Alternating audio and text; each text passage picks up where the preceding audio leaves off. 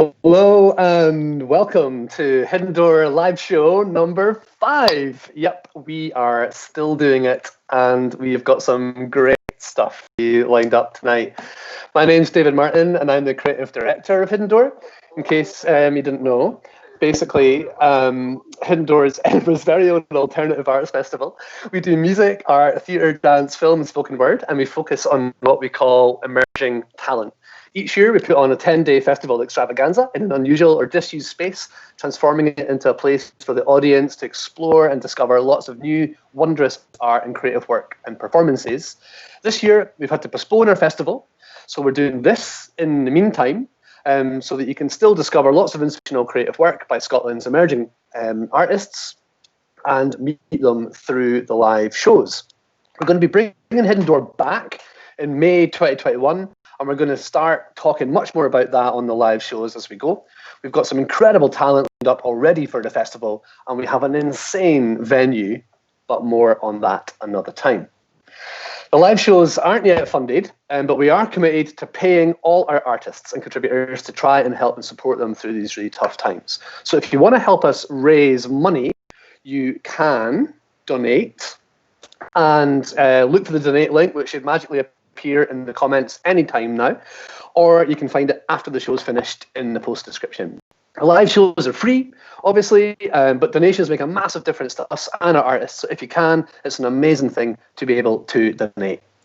Also, we have an audience survey. A link to that should also be appearing. We'd love it if you felt like giving us a bit of feedback. This is only live show number 5, and we're still in pilot phase. So we're trying things out, and we'd love some feedback on what we try. Love to know what you think works and all what you think we could do differently. But for this show, we're looking at the theme of pushing boundaries. And I'm proud to say that we are pushing our own boundaries for this show. We're delighted to have Super Inuit on the live show.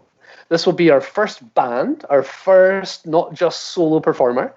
Okay, so there's only 2 of them, but it still counts. Keep relaxing those restrictions, and before you know it, we'll have orchestras and everything on here. We've also got an exclusive interview with boundary smashing artist Oana Stanciu. She never gives interviews, so we're pretty excited about that. We're pretty lucky. And we're tearing up our own live show boundaries with our first ever live theatre performance. An 8-minute exclusive show put together by Salty Dolls Theatre. It's going to be outdoors with 3 cameras, live camera operators and everything. It's incredible. Salty Dolls is a new theatre company that aims to shake up, disrupt and challenge structural norms in society, revealing oppressions and offering beautiful and messy solutions. They describe their work as loud, irreverent, glamorous and tender. If you like your theatre well behaved, you may wish to avert your eyes and ears now. So let's meet Salty Dolls.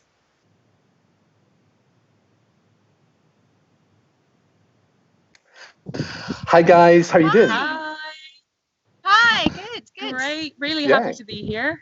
So great, exciting. I'm really excited. Yeah, I'm really excited that you're here too. You're going to be doing a live performance for us tonight, which is kind of amazing. Do you want to tell us a little bit about what you're going to do?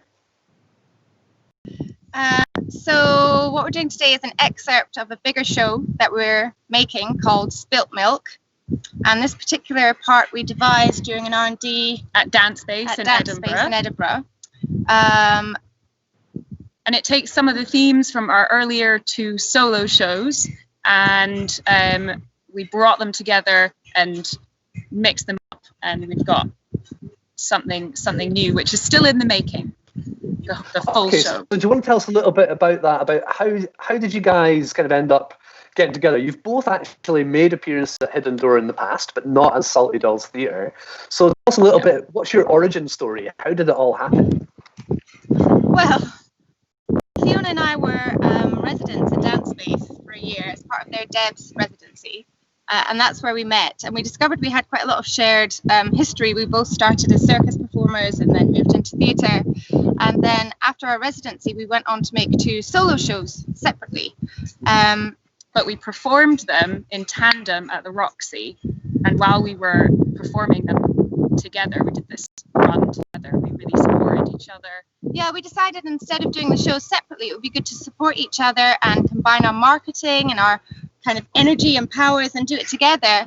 And that was such a powerful experience, having somebody else on board. And our work really talked about the same kind of things in very different ways. And I was very inspired by Fiona and her work. And I was very inspired by Estlin and her work. And so we thought, actually, maybe this is something we should look at and take further and like really build on this connection that we seem to have and these very different skill sets and tendencies in our work. So are the themes that you're exploring in your work, was that one of the reasons you kind of wanted to kind of start working together, because you were interested in the same sort of themes? What are they? Yeah, exactly. So we were looking at, both of our shows explored violence against women and domestic violence. And we're also both single mums. So we're bringing that life experience as well as the themes from our shows into this one. And I think we'd made such heavy shows, such serious shows.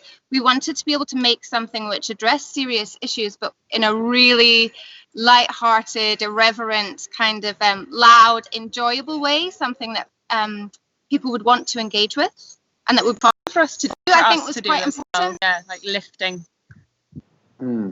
Brilliant. So this sort of excerpt, if you like, from the show that you're doing for us tonight, is this a show which is, or a piece of work which is in development? Are you kind of going to be taking it further? Yeah, we were lucky enough to receive funding from Creative Scotland and support from Surge and Dance Base. And so it was actually supposed to happen in March, but due to COVID, it's been delayed. So we're showing you a little excerpt of what we've made, and then actually we'll finish doing the show when we're able to, when it's safe. Yeah. Oh, brilliant. Okay, so I think that it's really great that you're doing something live for us tonight. We've not had the opportunity to do that yet on the show, and we're really excited about the idea of pushing boundaries. It seems that that's what you're all about as well, and that you're bringing something pretty fresh to the theatre scene in Scotland. Kind of given the current situation, what do you think the theatre scene in Scotland really needs now, and how does Salty Dolls fit into that?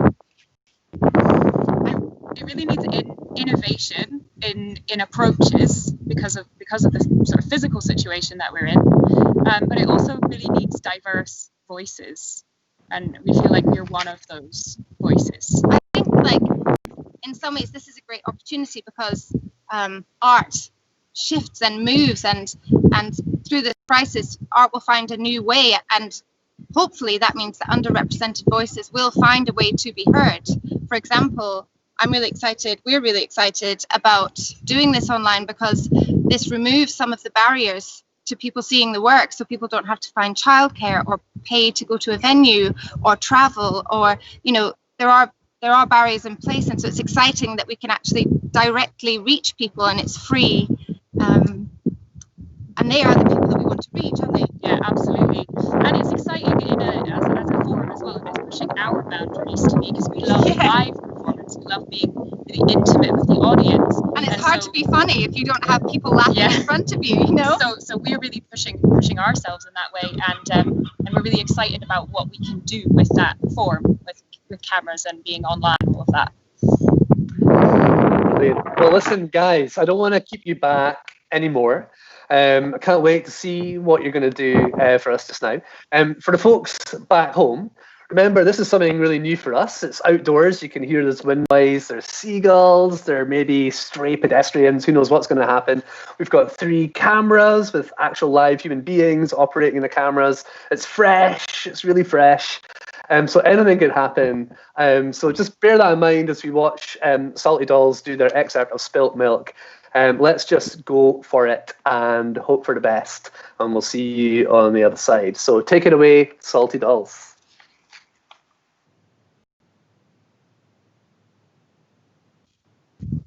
Upside down.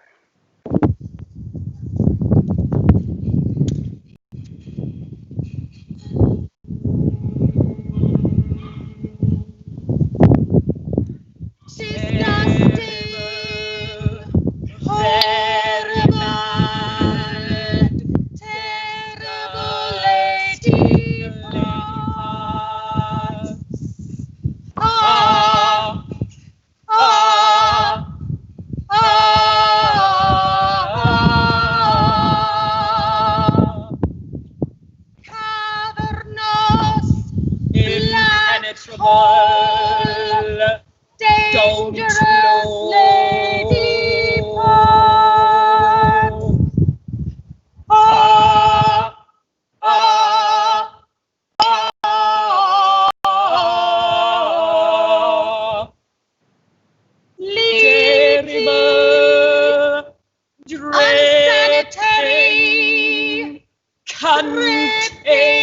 lady parts.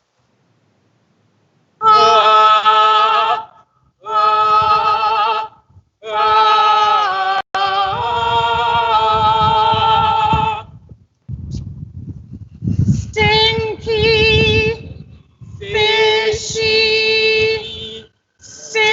fishy lady parts.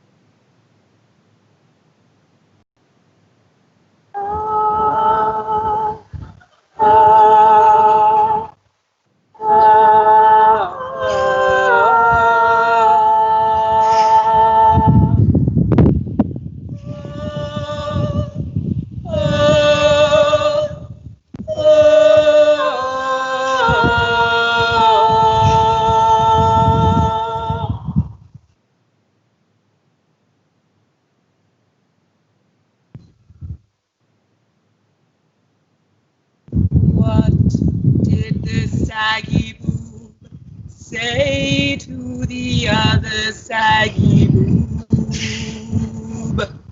What did the saggy boob say? We'd better get some support, otherwise people will think we're nuts. Ha, ha, ha, ha, ha. Why do women have legs? Why do women have legs? Well, have you seen the mess a slug makes? Ha! Ha! Ha! Ha! Ha! What is the difference between a pizza and a lady part? What is the difference? You can eat the crust from a pizza. Ha! Ha! Ha! Ha! Ha! Ha!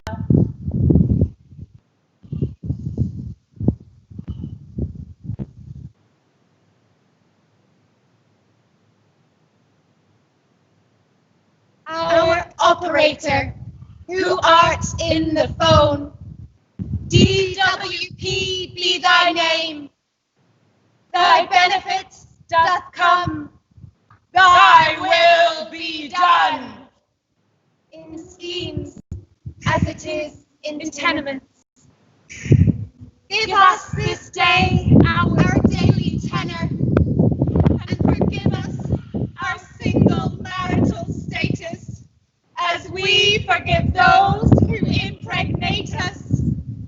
And lead us not into further debt, But deliver us to minimum wage. For thine is the kingdom, the power, and the judgment. forever and ever and ever and ever. We'll hold.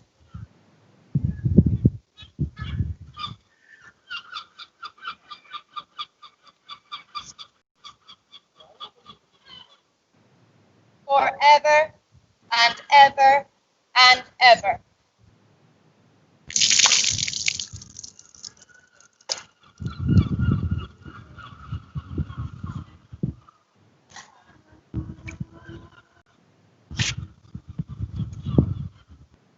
Forever and ever and ever.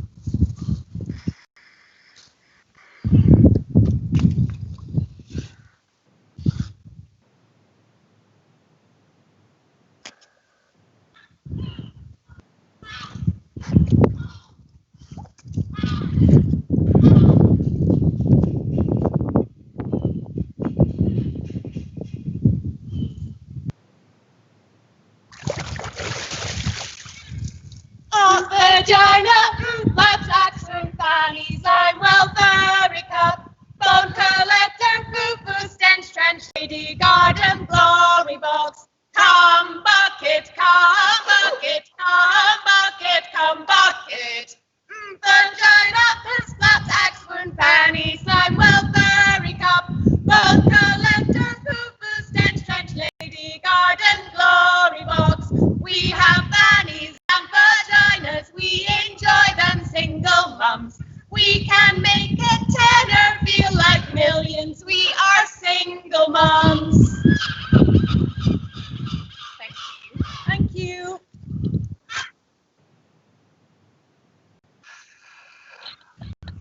Wow, that was amazing. Thank you so much, Salty Girls, for that incredible Hidden Door exclusive.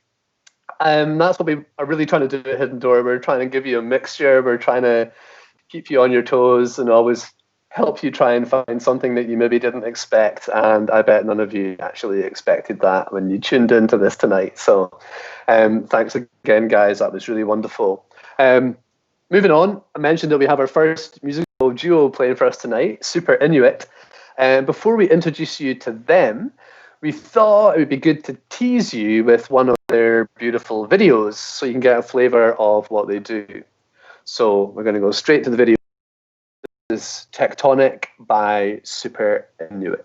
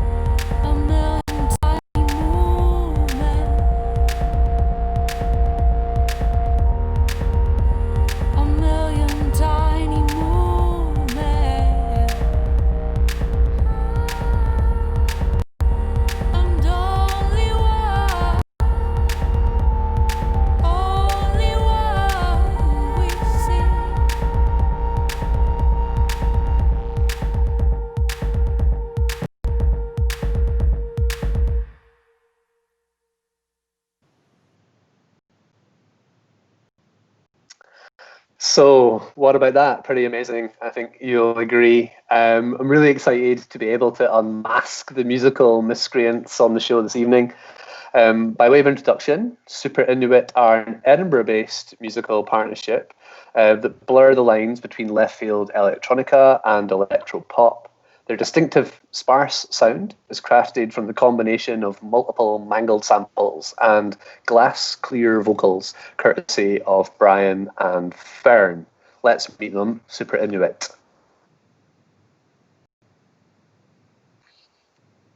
Hi. Hello, guys. Hi, how are you doing? You doing okay? We're good. Yeah, great. We're pleased to be here. Excellent stuff. Why don't you tell us a little bit about your backstory? Have you always made music together, or how was it that you kind of found each other? We've been together about 4 years. I'd always sang in various bands over the years, and was kind of mucking about trying to do music by myself, but wanted somebody else to work with. And just by kind of happy circumstance, I guess, Brian was looking for someone to work with at the same time, so it worked out nice. Yeah, similar story. I was in a band, and then the band finished up because people moving away, so I was looking for something that maybe didn't have the weight of having to get 5 people's schedules organised all around each other. Mm-hmm. It's hard enough with 2. Yeah. So when I was watching your videos on YouTube, I ended up down this kind of rabbit hole watching old videos by the Shaman and the KLF. I don't really know how I got there, but it did get me thinking. All that early 90s music. And were you guys always into electronic music, or did you have sort of a root in from other forms? Did you have a sort of conversion experience? Personally, not particularly. It was quite late on that I really got into electronic music. All the stuff in the 90s, I'm still catching up effectively. I don't know about you, Fern? Yeah, probably similar. I mean, this is the first probably electronic band I've been in. Prior to that is more kind of soul and funk and bit of jazz, I guess. Indie for me. Yeah. That's good DNA you've got there. Yeah. I don't know if you would consider yourselves experimental. Sometimes people don't often refer to themselves as experimental. It might seem a bit kind of, I don't know, like a bit of a claim to make. But obviously, as musicians, you have to experiment to make your music. Do you sort of consciously try and experiment together? What's your kind of process for pushing what you do? Do you try things individually, or do you muck about together as a duo? Most of our songs come together from, say, a sample or like a loop. They'll often be something that I've created through, say, process, like a new process. So go and find a new way of doing something in Ableton, and then have this sort of seed that Fern can listen to, approve, disapprove, and then that sort of experimental start will eventually be whittled down into a pop song effectively. Yeah, I guess there's kind of a balance between kind of having something quite poppy and polished and kind of more the other end. We tend to kind of work separately to begin with and then bring together and kind of collaborate more kind of towards the end of the process, I would say. Yeah. What do you say? Yeah, which leaves often a massive pile of ideas for another day that are totally not going to work for us, but might be something in the future. Mm-hmm. Wow, it's really nice to have a duo actually on. Like, the way you're just like talking to each other. You've obviously got a really good chemistry. What's your kind of dynamic? Do you ever get into big arguments? How do you decide on ideas? Do you have to have a vote? Mainly through violence, I guess. If Brian comes up with a bad idea, then he's for it. I was going to say mainly by consensus, but there's only 2 of us, so that's not hard to achieve. No. But yeah, I would say we maybe have different ideas, but we tend to work quite well together in kind of agreeing a way forward and a bit of give and take about things we would or wouldn't die in a ditch over, I think. Yeah, we definitely have different ideas, but then somehow come together in the middle. Mm-hmm. Yeah, really nice. Well, listen, I can't wait to hear you play later. But we just watched an amazing video for your song Tectonic. Can you tell us a little bit about the process of making a video like that? Like, who comes up with the ideas and how do you make them happen? For Tectonic, we worked very closely with Mario Cruzado, who made the video. Who, I think, we came up with a few like ideas about what the song's about, and then he totally ran with it and made that video. It was Yeah, Mario was great. It was basically just to sit down with Mario, chat through the song, chat through kind of what it's about, and he just came up with all the ideas. And we had a few thoughts about themes or like colours or textures or whatever, but broadly, we let Mario have free rein and worked really nice. So when you say colours or textures, is that something which you felt was important to make it kind of work with the music? For me, yes. I think that's important for us, and like the way that I think about for like any creative project will usually have some sort of visual association with it. So that sort of pastely, minimally, and blurring the line between something that's real and something that's artificial. So as you've seen in the middle of the video, there's a part where it kind of goes to another world. Yeah, the graphics a bit, the kind of cut between those two works quite nice. Yeah.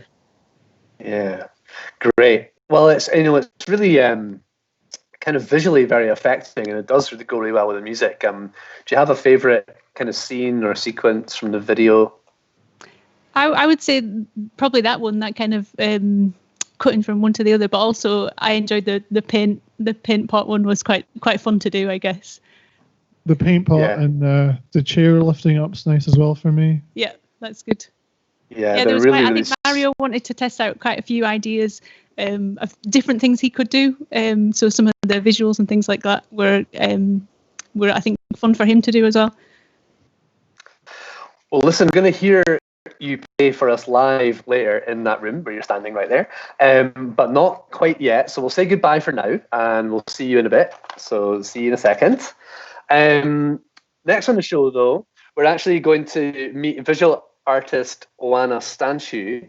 We thought it would be fun to have an artist interviewed by another artist. So actually, I'm going to hand over now to Hidden Door's program manager and artist extraordinaire, Jill Boualaxai, to ask the questions and see if we can find out a little bit more about the enigmatic Oana Stanciu. Hey everyone, I'm Jill. I'm going to be talking to Oana Stanciu today about her work. Oana is a Romanian artist who's based in Edinburgh, and she is a serial hidden doorer, having been part of the festival every year since 2015 as a visual art contributor. As well as Hidden Door, she's also exhibited with the Ingleby Gallery and the RSA, and she's won several awards. So her work involves photography and moving image, in which she uses herself as the model, and she experiments with using her body and objects, and improvises with them to create a natural or subtly distorted images. And a lot of these images are kind of a character or are suggestive of an alter ego. So anyway, let's meet Oana. Hi, Oana. Hi, Jill. Thanks for having me on the Hidden Door live show. Oh, it's really great to have you. As I was just saying, a lot of your images are suggestive of a character or an alter ego. So just on the image that we've got on the screen at the moment, can you maybe tell us a little bit about the kind of character that you were thinking about with this image? Yeah, sure. This is the buffalo, and it's part of a larger series that I've done a few years ago, where I was embodying different animals and plants. So I turned myself into a fish or a plant or a tree, and all sorts of things related to these animals and plants. Great. So when you're kind of coming up with these characters, kind of how do you do that? How do you kind of do you do a bit of research, or like what's the process for kind of coming up with these characters? Well, I think there are a few ways actually that can happen. Sometimes I see an object that might be interesting, and that gives me an idea of a character. Sometimes there's a theme actually, or an idea in my mind, and then I start looking for objects to help me bring these characters to life. So for example, this one that's on the screen, this is part of a series called The Raw. So I had this idea of improvising and playing with raw fruit and vegetables. So this is me, the beetroot head. Excellent. So that's really interesting. We'll find out a little bit more about how you come up with the characters. From a practical side of things, what's the process for how you create the images? Well, I think once I've got an idea in my mind, then I need to set up a stage for myself so I can create this environment where I can get these characters out. So I get my camera and put it on a tripod, and I've got my lights and a remote control that I use to take the pictures. So yeah, it's just setting up this stage and getting into the mood of creating these performances, and just looking for them, and just actually looking at myself in the mirror, looking into ways that my body might look, and putting these objects in different places on my body. That's kind of like the process. It's very improvised and very, very spontaneous, actually. So the image we're looking at just now is quite interesting. You appear to have a couple of brushes for legs and feet. What's the story there? This is an image actually that I made in Hidden Door in 2018. There was a bigger project that I was working on during the festival. So every day I had a different object that I was improvising with. So they were of things that I was finding on the site, or things that might have been suggested by the public or friends. And I think these brushes are the ones that we used to sweep the Elite Theatre, which was the venue at the time. Well, they'll be very dusty. I remember that project. It was such a good project. A lot of work for you. You were creating new pieces each day, as you said, improvising. And the next image, I think, is one of my favorites, because it really made me laugh.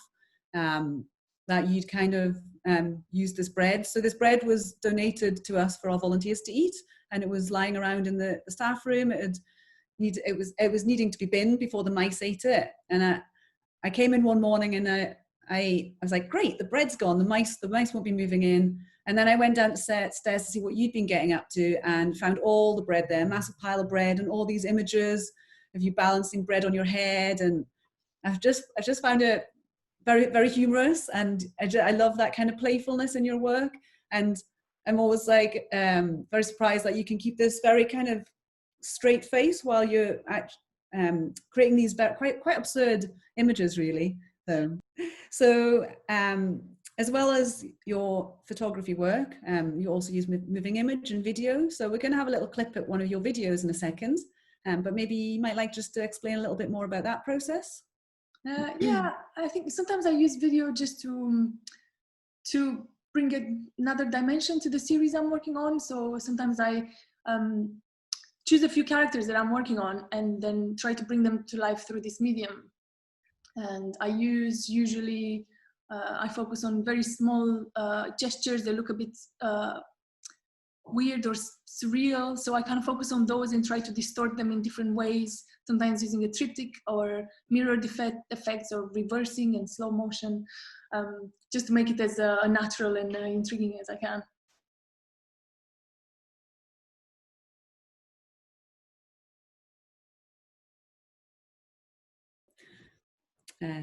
Great video, Oana, like a trippy kaleidoscope. I love it. We've got a few minutes left, so let's just have a chat about what you've been up to more recently. So I know you were awarded a residency with the RSA last year, and this has allowed you the chance to experiment with some sculptural techniques and ceramics. So this image we're looking at the moment, it looks like you're wearing some kind of object that you've made. Could you tell us a little bit about what inspired that object? Or? Yeah, so this one, there's an idea I'm actually working on now with these objects that I'm making around wearable furniture. So I kind of find inspiration in furniture and trying create these objects that would remind you of that, and at the same time blend them with my body and make holes and shapes for my body to merge these objects. And have you found any kind of limitations or problems with this new way of working? Yeah, it's actually very different from my normal practice. It's very improvised and spontaneous. Now I have to think a lot before I make the objects, because I need to think of how I'm going to use them. But I kind of try to leave space for improvisation as well. So that's why you can see there are two images here with this furniture thing. So I try to make the legs move. So I put them on screws. So that gives me a bit of more room to play around with that. It looks really exciting. And I just want to also just talk about the other project that you've been working on, which is ceramics. So you've been making these small kind of repetitions of forms in ceramics and combining them with other materials so you can make wearable costumes. So we can see one of those images on the screen at the moment. Maybe you could talk us through that a little bit more. Yeah, so I've done this in Aleppo. This was part of the residency. They've got a really nice ceramic room there where I spent a month playing for the first time with ceramics, and it's been really great. But I think, because Aleppo is on the coast, I think unconsciously I got inspired by the coast and the sea. So these things they kind of look like barnacles, and that kind of gave me the idea of working on a series around sea creatures. So I've been making these. I've got some to show you here actually. See these ones? These are the objects that I used. So they're kind of round, wobbly porcelain things. They look like that, and it's been quite challenging to find a way to put them together. So I tried a few things, and I wanted to play with latex and see how that might work, but that's quite an expensive material, and I ended up buying balloons, and so that's what the material is. And I know that you've also been, as well as the little kind of curvy shapes, you've been making other kind of forms with the porcelain. So this final image is, maybe you could just show us and talk us a little bit through that. Yeah, I've got this. See, in the image you see the spine, which is made of porcelain, and the objects that I use, they look like this. So I kind of attached them on the old leotard that I had, and I kind of like the idea that they move at the same time with my spine. So there's flexibility there, and they can take the shape of my body. It looks really exciting what you've been doing, Oana. So have you got any plans for the next few months? Have you got any shows coming up or anything? Well, I think mainly the plan is to keep developing these characters with ceramics, and also when the workshops are going to start opening at the sculpture workshop, I'm really eager to get back into making some more sculpture and furniture, and ideally to have a show at the end to show what I've been up to. That'd be good. That sounds brilliant. Yeah, but other than that, there've been a few other ideas in my mind, just changing the format of my photographs, or finding ways of bringing multiple characters in my images, like in the same image. Or I'd like to play a bit more with video and projection mapping and things like that, make it a bit more interactive. So there are a few things that I'd like to work on in the future. Plenty to keep you busy for the next wee while anyway. Yeah. Well, that's all we've got time for, but I just wanted to finish by showing one of your videos that you have made in collaboration with singer Kathryn Joseph. Just got a really short snippet to end the interview with, but I just want to say thanks Oana for coming on the show, and thanks everyone for tuning in. Thanks, Jill. It's been really nice. Thank you. Bye-bye. Bye.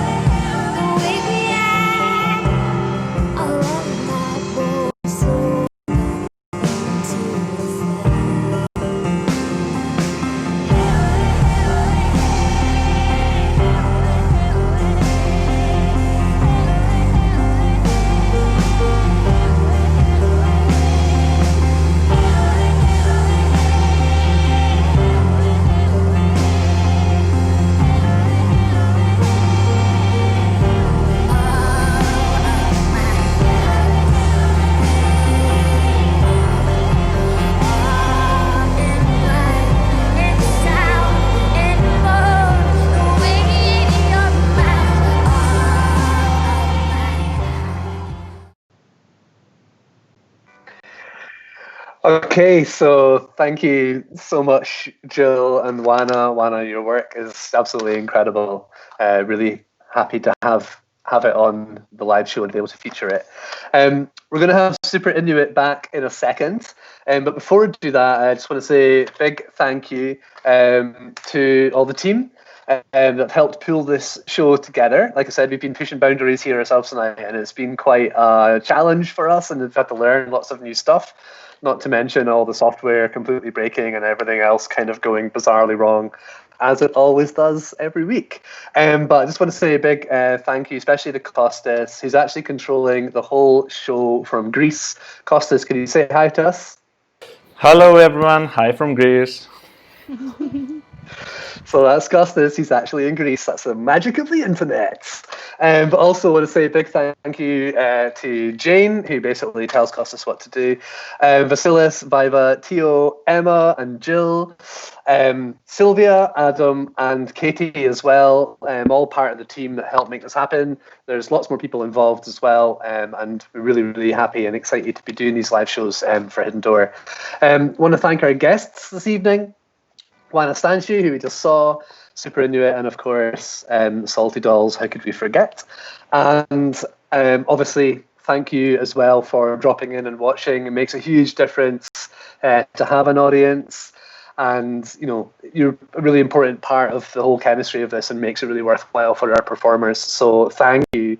As we said before, if you want to donate to help pay the performers and help make sure that we can keep paying them, then of course look for the donation link. That would be really lovely and make a big difference to us. And don't forget that audience survey too.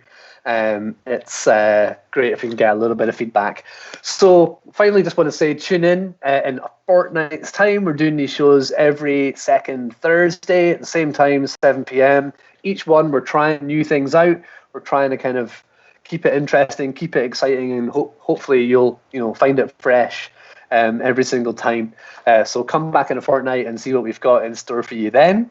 But what I want to do now to finish off, I want to bring back Super Inuit onto the show. Hi guys, how you doing? Good, we're good. Great. I was going to ask you a little bit about what the tunes were you were going to play for us, but Fern, I noticed there's a rather interesting looking instrument on your table there. I wonder if you could tell us a little bit about what it is you're actually going to be playing. Yeah, so this is the Omnichord, so it's kind of a digital harp, I guess, and it's got all the mod cons. It's got a rhythm section that's got rock and slow rock, wow. As well as the foxtrot and the waltz. So yeah, it's got everything, really, everything you'd want. That's really good because we had a not traditional pedal harp last week, and frankly we really want to update, so we're really happy that we've got an actual modern electronic harp with slow rock. Modern, straight from the 70s, yeah. Brilliant. What tunes are you going to play for us, guys? So we're going to start off with Mother in Tongue, which is our most recent single. And then we're going to play Chicane, which was, I think, our second single, but it's quite a different version to the single version, and that was featuring the Omnichord. And then we're going to finish with Threads, which is our newest song, which we'll be releasing next month. Absolutely brilliant. Well, thanks very much, guys. Everyone at home, I'll see you later. See you in a fortnight's time. Take it away, Super Inuit.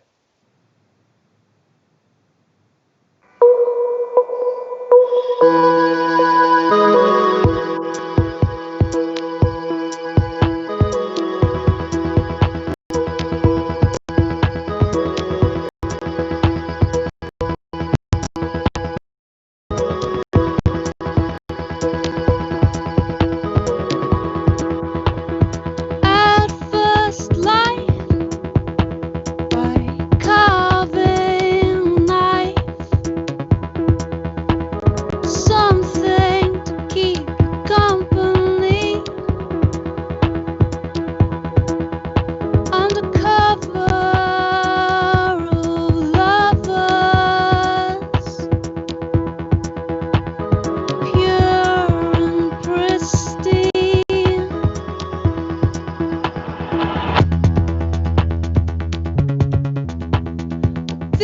This is the final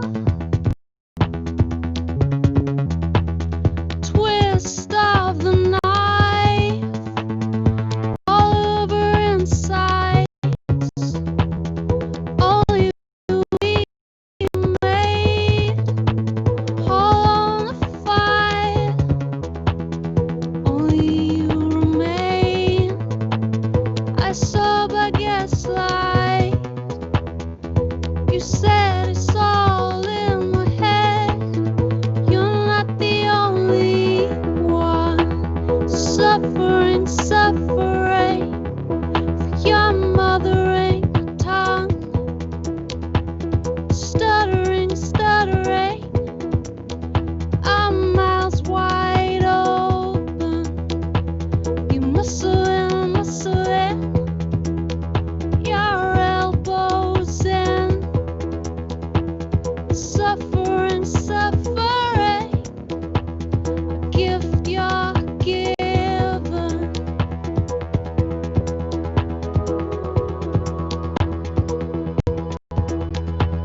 Suffering, suffering.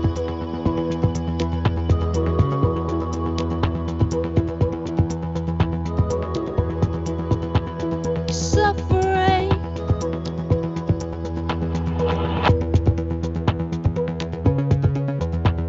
But this is the final flash of the light. Burn all your omens. Whisper the words held in your head.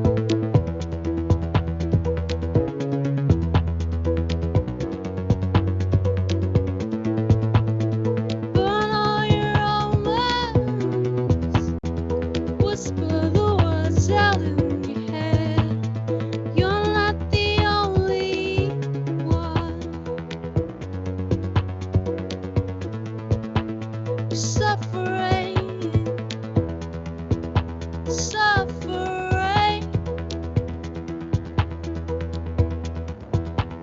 suffering, suffering, suffering,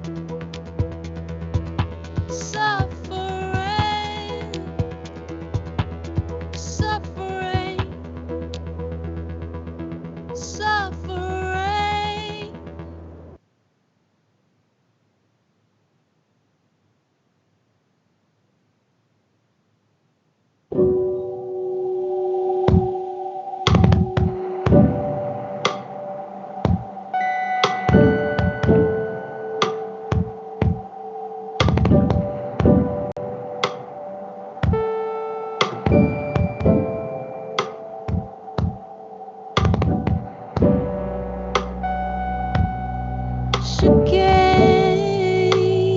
Chicane.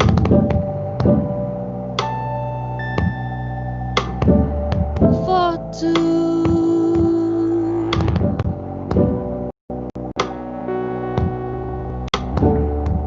You lose your grip.